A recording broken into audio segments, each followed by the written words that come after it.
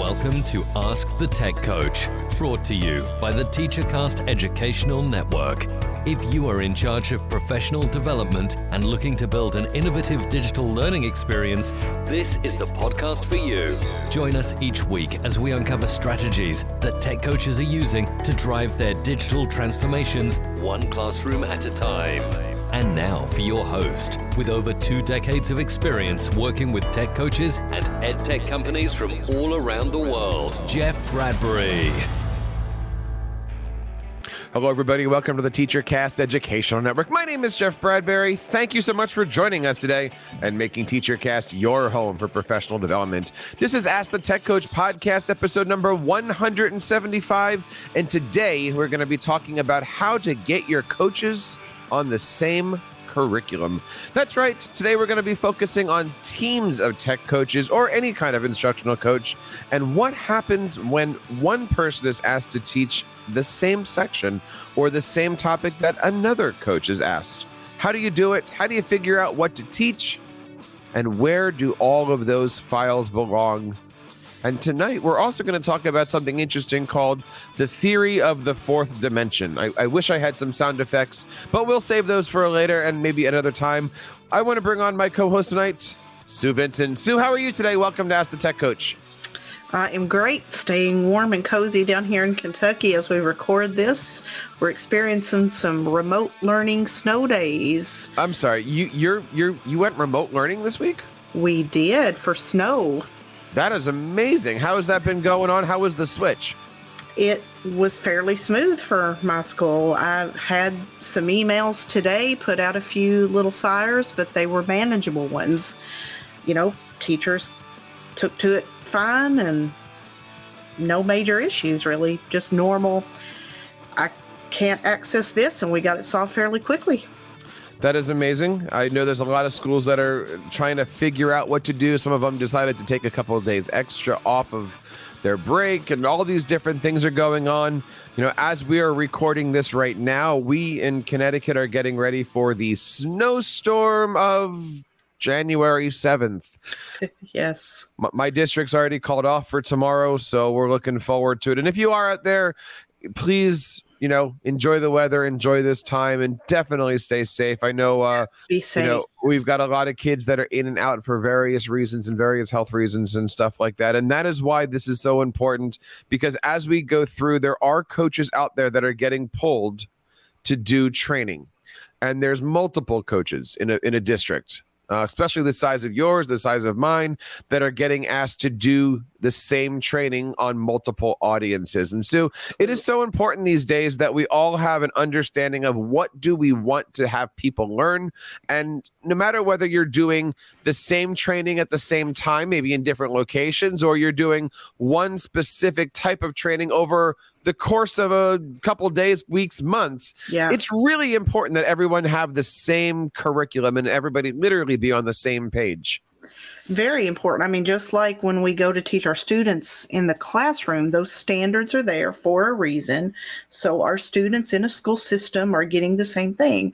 And we want our teachers to get that same training, whether it be technology content or pedagogical content. We want to be on the same wavelength.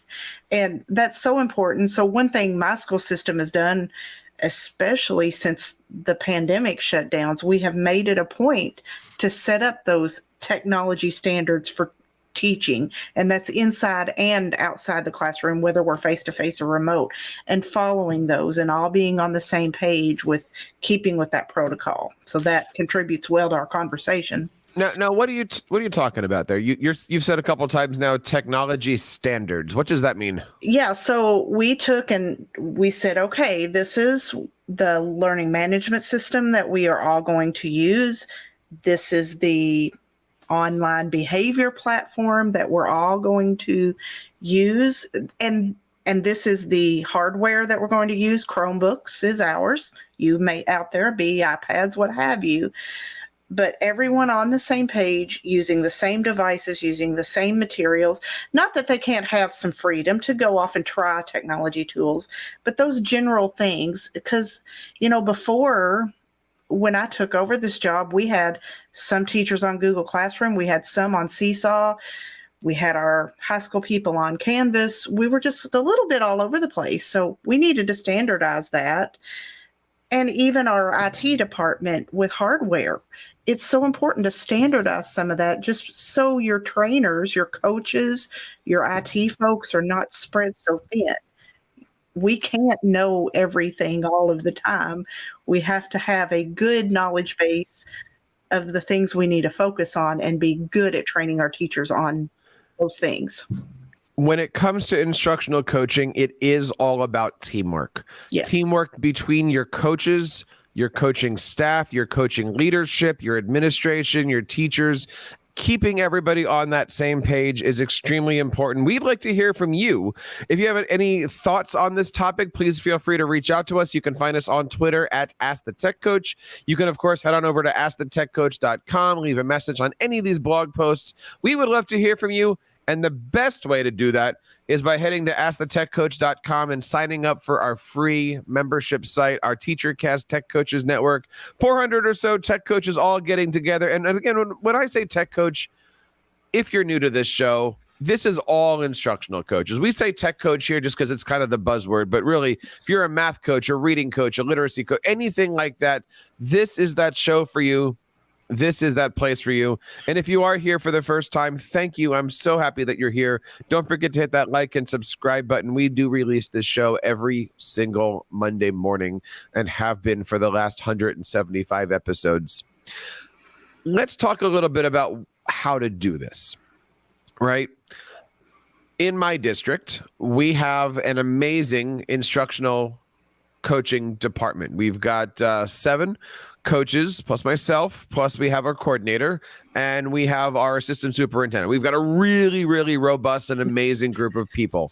And we have decided to create a landing space for all of our curriculum. And for us, it's put into one of 2 spots. If it's a Google type tool, we have a unified Google Drive, shared drive, whatever it is. And on the Microsoft side, we have a Microsoft team where we put a whole bunch of collaborative documents. And the reason why we do that, and the reason why it's set up that way, is because of this thing that we're going to kind of deep dive into today, which I call the theory of 4th dimensions. And that theory basically says none of us are going to be here forever. We're all placeholders. We're all sitting in chairs. And at some point in time, the music is going to stop and we are going to have to, change chairs. Absolutely. Where am I going with this? The point is, if Sue and I are on the same team and everything that we're creating is in my hard drive or Sue's hard drive, what happens when I leave or what happens when Sue leaves?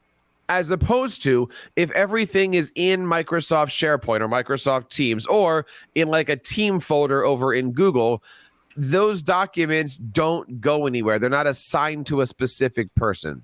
So I always look at this, and when you're building a team, when you're building a repository of resources, put these things in some place that isn't person specific.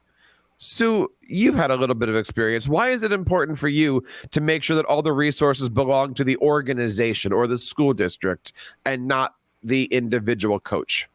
Well, transition, obviously, like you said, we may not always be in this position. Some will move on, some will retire, what have you. You want that person who follows you. Hopefully it's a amicable transition and you can just be able to quickly show this person where these files are, or the people that already are your coworkers who are staying on board have that same access to those materials, and they can bring the new person on board and make that transition smooth. It's so important to have that transition. Just like one thing as a instructional coach, working with I'm a tech coach, obviously, but working with our instructional curriculum specialist, our curriculum maps are in one whole big database, and everyone has access to it. Our editors edit them, but everybody can view them. And it's so important that they keep those up to date. So when a substitute comes in for long term, or, so-and-so goes on maternity leave, or this other person retires, they can access those maps. And same thing with training. What we're really talking about here is efficiency, right? And you've heard me say this before. I'm not a tech coach. I'm not a math coach.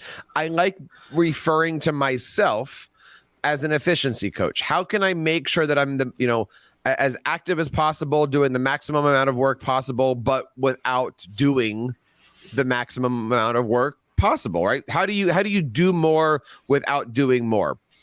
If you have, let's just say, one set of slides for how to use Microsoft Teams, right? Then I can use those slides. Sue can use those slides. As Microsoft Teams evolves, you're updating one doc or one slide deck or one set of rules.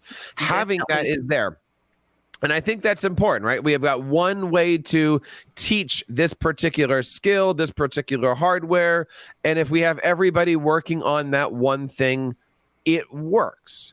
Now, the other way of looking at it is we all have a common set of skills we want to teach. And then maybe Sue has her own way of teaching it. So she can use her own slide deck and I use my own slide deck.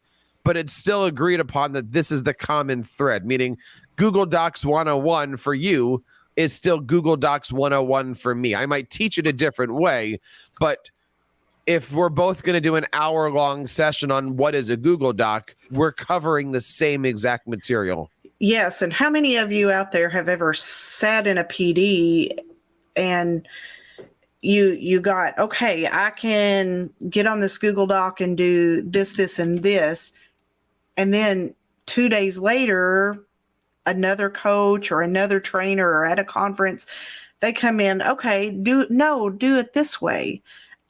And that's not saying it's not a bad thing to have 2 or 3 different ways of doing the same thing, but it's so important that, if you are working with a group of coaches in your district, that you agree on, okay, we're going to cover this and we're going to use this content. That way we're telling the teachers the same thing. That way you don't have a teacher at this building saying, oh, but Jeff told me to do it this way. Well, he's not wrong, but you just alleviate some of that confusion that could just be avoided. I agree. And when I'm looking at things, I have 2 different ways of teaching them generally. I have the how would I teach this in a group? And then there's the how would I teach this to you, right? Because if I'm teaching it to a group, I usually find, what is the quickest and easiest way to do things? What's the way that I can teach this without having to necessarily hands-on everybody? Right. Or how can I teach this with just single slides versus if I'm working with you specifically, I'm going to sit down. We're going to both open up our computers. We're going to hands-on. We're going to push buttons together. You're going to get a different experience as opposed to I can't do that if I'm 1 on 30 or 1 on even 15, right? But the idea is still, how do we as coaches come up with what is that, what are the 5 skills we're going to teach?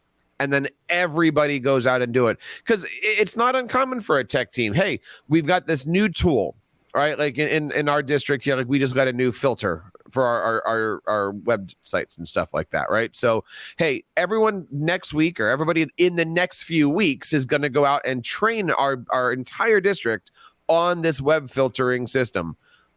To have a common slide deck, a common, this is the commercial that we're going to do. Mm-hmm. Now everyone go do it. I think it's just again, it goes back to the efficiency thing, right? Like one group of people make it. Nobody has to, 8 of us don't have to individually spend 2 hours building their own individual slide decks and doing the research and doing the creation and finding the images and writing everybody just kind of works together into one thing. And I love that we have the opportunity to do that. I'm hoping that you and your school districts out there, if you're listening, also have the opportunity to do that. Definitely. That's just plain smart, working smarter, not harder. I mean, sometimes we think of that as a cliche, but it's the truth in this instance. So how do you know what to teach, right? Because again, I teach Google Docs this way. You teach Google Docs that way. It's kind of a trick question. And I want to lead you to the answer here, Sue, but how do you know what to teach? Well, I mean, what you were saying just a second ago is really my typical approach too.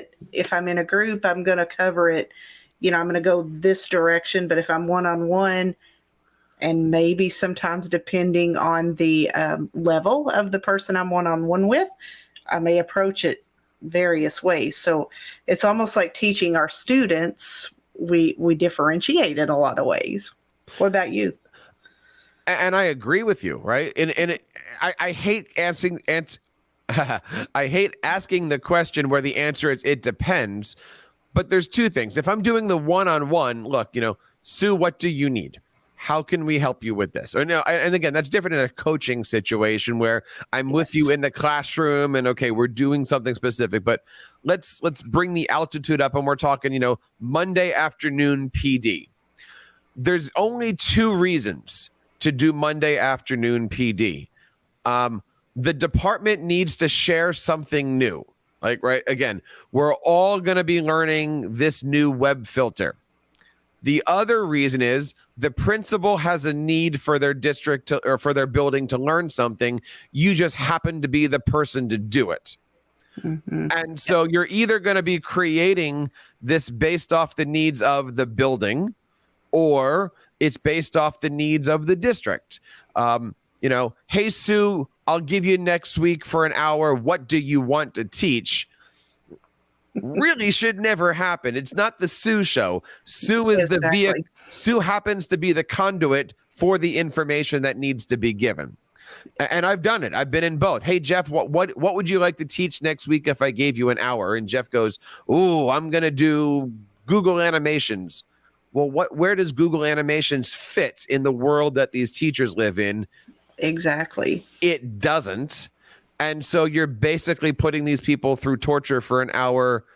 For what reason, right? Like, it's a Monday afternoon should never become an ed camp, right? That's different philosophy and stuff. But if your boss says, Sue, we have a new web filter, I want you to go train everybody. Great. What is it? What are the skills they need? How do we want them to use it in the classroom? Thanks. See you later. And that's different than, Sue, I'm your principal. We have a new procedure that we want to do for behavior charts or something. Can you walk everybody through that? Great. Now there's a reason for us being here. Either way, everybody's got to be on the same page. This is what we're doing. This is where we're doing it. This is why we're doing it. All the information's got to be in that common spot.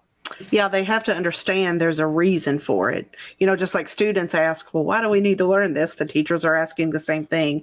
And we have to have that bottom line, basically a learning target established, and not just go in there willy-nilly and I'm going to keep you for an hour and teach you animation that you don't need to know just for now.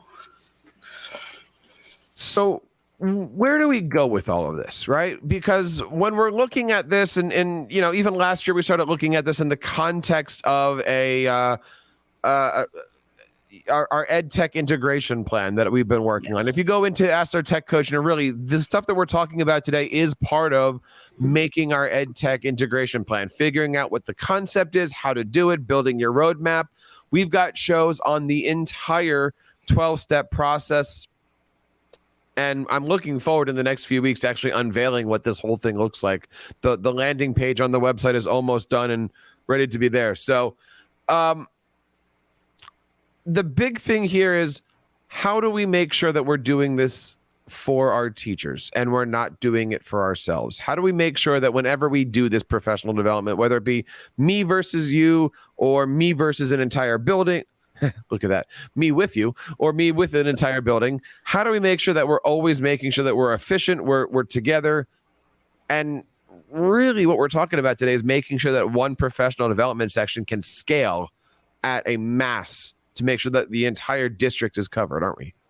Oh, absolutely. And that's all about going back to our relationship conversation, is knowing with that principal, with that district leadership, what that roadmap looks like, where do they want to be, and how am I as the coach going to help get them there? We want to know what you think about this topic. Of course, as we mentioned earlier, this is part of our EdTech integration plan. There are so many other things that we're going to be bringing up, and you can find all the resources over on AskTheTechCoach.com. Now, next week, we're going to be talking about relationships.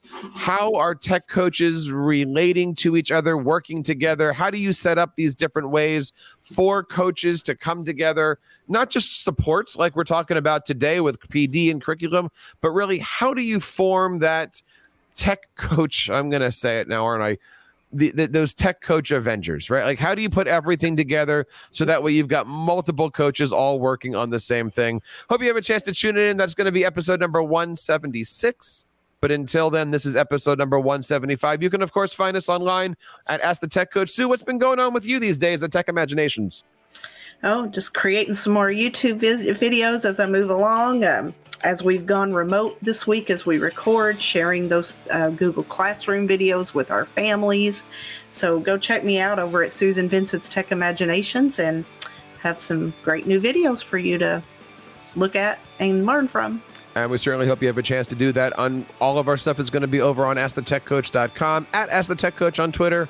And of course, we can head on over to TeacherCast.net to find everything else under the sun. And that wraps up this episode 175 of Ask the Tech Coach. On behalf of Sue and everybody here in the TeacherCast Educational Network, my name is Jeff Bradbury, reminding you guys to keep up the great work in your classrooms and continue sharing your passions with your students.